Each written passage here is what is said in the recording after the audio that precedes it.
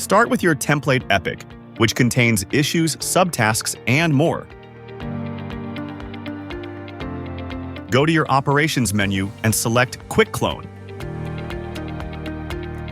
System displays a cloning modal dialog with a user-friendly interface.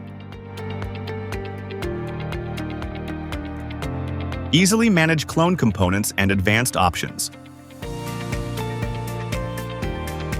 Choose specific issues and subtasks you want to clone.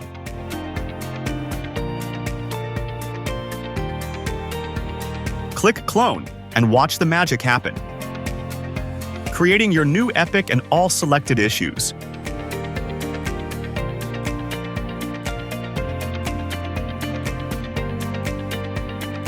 Issues and subtasks cloned according to your selection. Field values are also copied. Find us on Atlassian Marketplace using the QR code on screen or link in the description below and start cloning today.